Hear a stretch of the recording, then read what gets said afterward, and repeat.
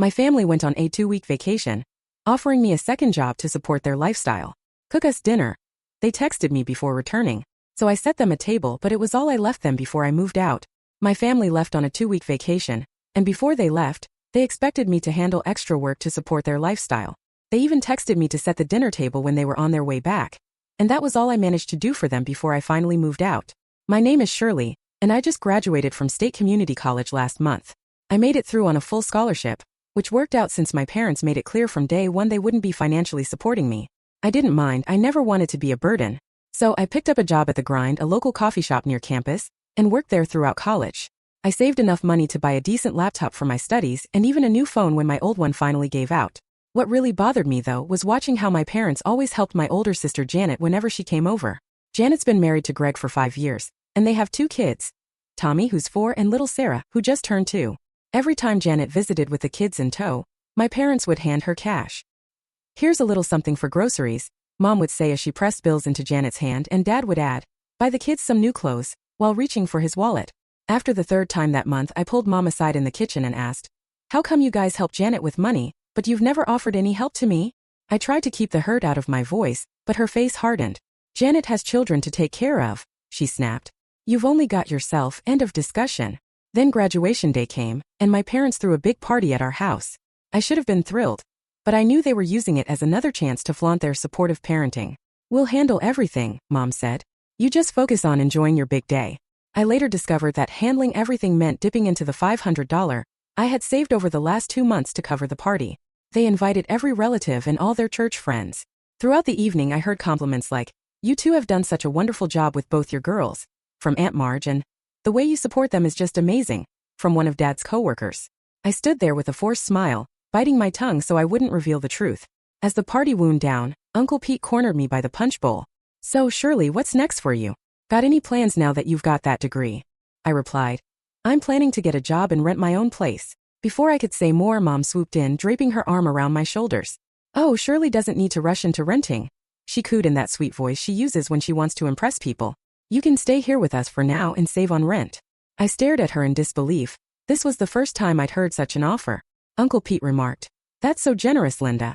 Rent is through the roof these days. It's so hard for young people to get started." The next morning at breakfast, Mom and Dad brought it up again. "We meant what we said last night," Dad said as he buttered his toast. "You can stay here while you look for work. No need to waste money on rent right now." I mumbled a thanks and said I'd think about it. And I did. While searching for a job, I sent out dozens of resumes and landed a position at Merchant Trading Company pretty quickly. It was entry-level work, mostly data entry and answering phones, but it was a start. The catch was, my starting salary of $2,800 a month wouldn't afford me the kind of apartment I wanted. Every decent place was in the suburbs, meaning a 2 to 3 hour commute each way, while my parents' house was just a 15-minute walk from my new office. After crunching the numbers, I reluctantly told them I'd stay for a while. "That's wonderful, honey," Mom said, hugging me. A hug that actually felt sincere for once. For about 2 weeks after starting my new job, things felt different.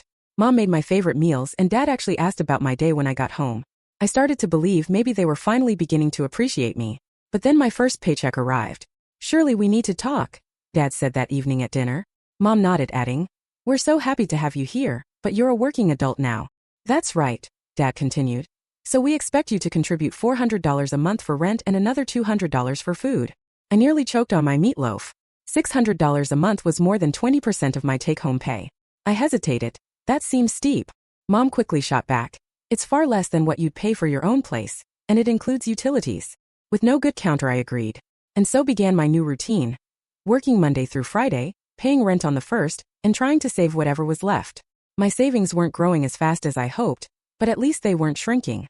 For a few months things were stable, if not ideal, until one October evening when I came home to find the living room in disarray. Suitcases were piled everywhere. Janet sat on the couch with an annoyed look. Greg paced restlessly, Tommy darted around the coffee table, and Sarah sobbed in Mom's arms. "What's going on?" I asked, setting down my purse. Janet glared at me and said flatly, "Greg got demoted. We can't afford our apartment anymore. We're moving in until things get better." I forced a smile, but inside I was screaming. I had a sinking feeling that Janet moving in would upend my life, and it did. Within days, my life turned into chaos. Janet didn't work. She stayed home all day with the kids, supposedly taking care of them. But every time I got home from work, she'd be grabbing her purse. "Oh good, you're home," she chirped before darting out, saying, Tommy needs help with his coloring book, or Sarah just woke up, and then off she'd go with Greg either to meet friends or go shopping. Sometimes they wouldn't return until after the kids were asleep. At first I tolerated it. I truly love my niece and nephew. But after 2 exhausting weeks of working all day, and then coming home to babysit until bedtime, even my chores and personal time suffered. Even showering became a late-night luxury when I was already dead on my feet. Finally, one evening at dinner I couldn't hold it in any longer. "I can't keep watching the kids every night," I said, pushing my food around on my plate. "I'm really tired after work." The table went silent. Then Janet scoffed. "Are you serious? You think you're tired? Try being a mom." Dad put down his fork and said, "Surely family helps family, that's what we do." I looked around in disbelief and asked, "Then why don't you guys help out with the kids sometimes?" Mom just shook her head. "We're too old to be chasing after little ones all evening."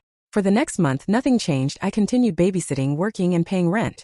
Meanwhile, the savings account I proudly built remained stubbornly stagnant. Then, about 2 months after Janet and her family moved in, Mom and Dad dropped another bomb at dinner. "We need to increase your rent," Dad said in a serious tone. "Our expenses have gone up with more people in the house. We're asking for an extra $200 a month." I nearly choked. $200? That's almost a third of my paycheck, Dad pointed out. "It's still cheaper than renting on your own." I glanced at Janet and Greg, wondering how much they were paying. After a brief silent exchange between Mom and Janet, Mom finally said firmly, "Your sister can't afford to pay rent right now. She has a family to support. And you're single with no responsibilities, you need to help out more." Something inside me snapped, but I managed only a quiet, "I see," for the rest of the night. That same night, I began scouring online for apartments near work. The cheapest decent one-bedroom I found was $1,500 a month plus utilities. With my salary it would be tight but possible if I managed carefully. The real hurdle, however, was the upfront costs. First and last month's rent plus a security deposit. I'd need at least $4,000 to make a move. I resolved to save aggressively. No more coffee shop visits, no takeout lunches, no new clothes. Every spare penny was earmarked for my escape fund. But, as always, my family had other plans. A week later, the washing machine broke down. That night, Mom came to my room apologetic. "I hate to ask," she said softly, "but with 5 adults and 2 kids in the house we need a new washing machine. We can't keep going to the laundromat. Can you lend us some money? We'll pay you back, I promise." Reluctantly, I forked over $700 for a new machine. Not the best model but decent enough. About a month later, when I casually mentioned the loan, Mom's face darkened. "Are you really asking us to pay you back?" she snapped, eyes narrowing. "After everything we've done for you?" Before I could defend myself, she blurted, "I can't believe how ungrateful you've become. We raised you, fed you, and put a roof over your head." I withdrew, feeling as if I'd been hit repeatedly. And the demands didn't stop. Next came the living room furniture. Ruined by crayon scribbles on the sofa, spilled juice on the armchair, and mysterious stains on the upholstery. "Thanksgiving is coming," Dad reminded me. "The whole family will be here, and we can't have them seeing the living room like this." That purchase set me back another $1,200. Soon after, they needed a new coffee maker, $150, a microwave oven, $200, and a dishwasher, $500. Every item was labeled as urgent. Each promise made that it would be the last thing they'd ever ask for. My savings, which I worked so hard to build toward my $4,000 goal, kept shrinking with every expense. Each time I checked my balance, my heart sank a little more. Then December rolled in with its bitter cold, and a new crisis. One morning, Dow announced, "The roof is leaking. If we don't fix it before spring, the whole house might flood when the rains come." I asked, "How much will it cost?" Already dreading the answer I heard. "About $3,000, Mom said. "We know it's a lot, but it's urgent." $3,000 almost. And I wasn't sure how much more my family's needs would drain my escape fund. I had almost nothing left, but what choice did I have? It was their house, but at least for now it was also my home. "Fine," I murmured, writing a check with trembling hands. "But I really can't afford any more big expenses." "Of course, honey," Mom cooed soothingly. "This is the last thing, I promise." Dad nodded. "We'll get the contractor out here next week." But the contractor never showed. Whenever I asked, Dad mumbled something about scheduling issues, and Mom always changed the subject. Then came the Saturday morning that changed everything. I woke up late on my day off and wandered downstairs, only to find suitcases by the front door. Mom, Dad, Janet, Greg, and the kids were bustling about packing the car. "What's going on?" I asked, still half asleep. Mom looked startled to see me. "Oh, good morning, sweetie. We're going on a little trip, a trip to Florida," Dad announced cheerfully. "Our friends have a guest house there. We're staying for 2 weeks through Christmas." I couldn't hide my disbelief. "Where did you get the money for a Florida vacation?" I asked, though I already knew the answer. At least Mom managed to look guilty. "We used the roof money. We'll save up again for repairs after the holidays." My vision blurred with anger. You mean the $3,000 I gave you for an emergency roof repair? I protested. Now Shirley, Dad began in his warning tone, don't make a scene. But I was beyond caring. I gave you that money because you said it was urgent. I've been giving you money for months while I pointed at Janet and Greg, who pretended not to listen. You live here for free if you can't afford it, Mom said coldly. Then you need to work harder. Maybe get a second job.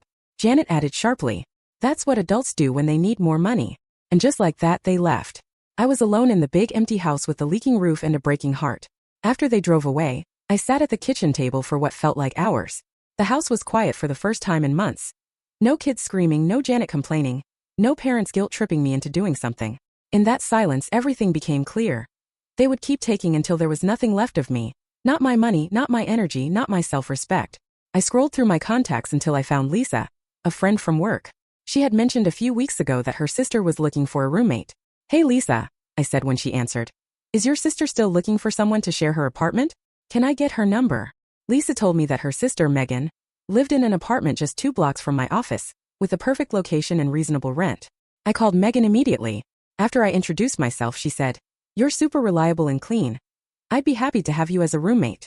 The next morning, I called a moving company and booked them for same-day service. Then I walked through the house, making a list of everything I'd purchased with my own money.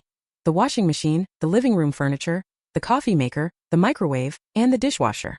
Hello, I said when the moving company answered. I need to move some furniture and appliances today. They replied that it was urgent and 2 hours later they arrived. By evening, everything I'd bought was loaded into Megan's apartment. This is amazing, Megan exclaimed, running her hand over the new sofa. My place was so empty before. Glad it works out, I said, arranging my clothes in my new closet. That night I slept better than I had in months, maybe even years. My new room was small but clean, with a window overlooking a little courtyard. Most importantly, it was mine. For the next 2 days I went to work, came home to my new apartment and enjoyed the peace. I didn't tell my parents I had moved out. After all, what would be the point?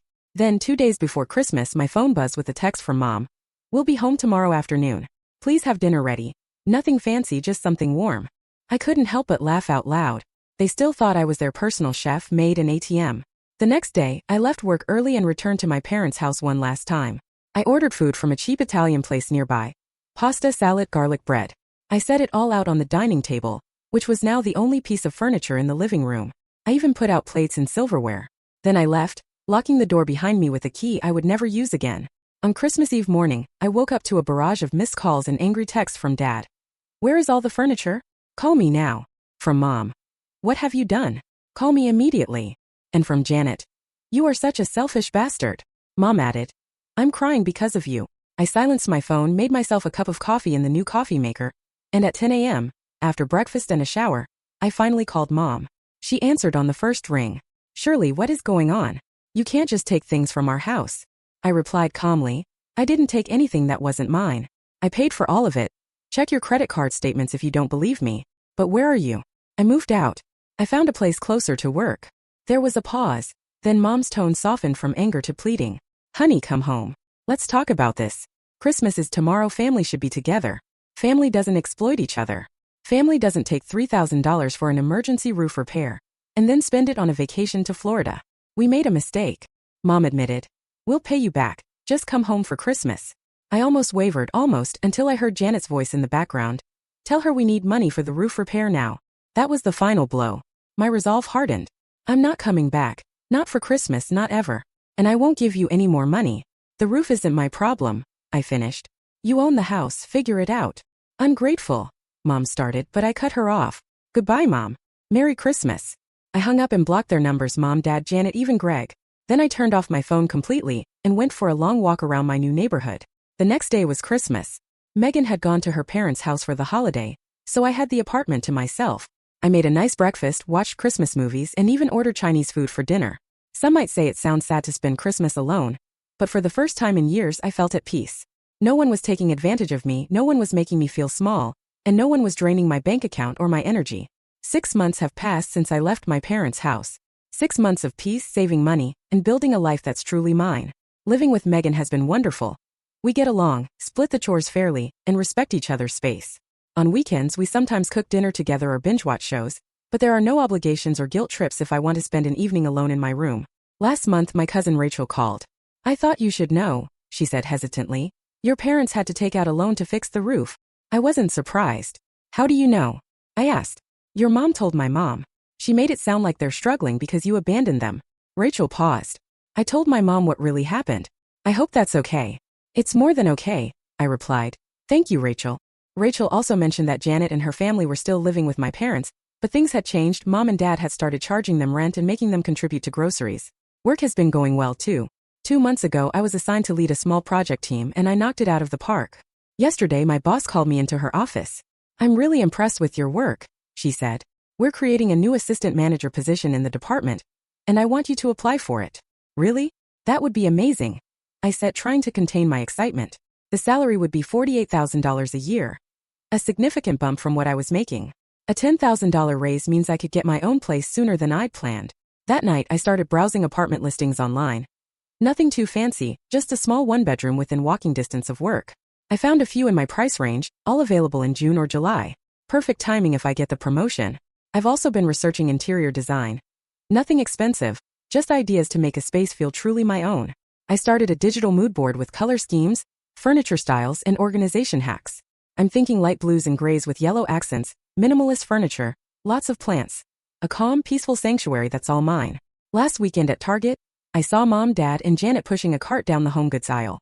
I ducked behind a display, but not before Janet spotted me. We made brief eye contact before she nudged Mom and pointed in my direction. Mom glanced over, then deliberately turned her cart away, and Dad followed without even looking back. It stung a little, I won't lie, but then I remembered all those months of exploitation and all the money they took from me. The sting faded. They made their choice and I made mine. I saw them again 2 weeks ago at the grocery store. This time it was just Mom and Janet, arguing over something in the cereal aisle. I walked by with my basket, and neither of them even acknowledged me. I didn't approach them. What would be the point? My Aunt Marge, Dad's sister and always the more reasonable one, called me the other day. Your parents are struggling with the loan payments, she said. They've been asking around the family for help. I hope no one's giving them money, I replied. Most of us know better by now. Aunt Marge continued. Your cousin told us what they did to you. I'm not surprised. They're looking for their next victim. Janet and Greg are still there, she added. But your parents started charging them rent about 3 months ago. Janet's furious about it. She says they promised she could live there for free. Sounds familiar, I said dryly. They fight all the time now. Your mom called me crying last week because Janet called her a selfish old witch, Aunt Marge mentioned. I couldn't help but laugh at the irony. Are you ever going to talk to them again? Aunt Marge asked. I sighed. Not anytime soon. Maybe someday if they genuinely apologize and change their ways, but I'm not holding my breath. I don't blame you, she said. For what it's worth, I think you did the right thing. Her support meant a lot.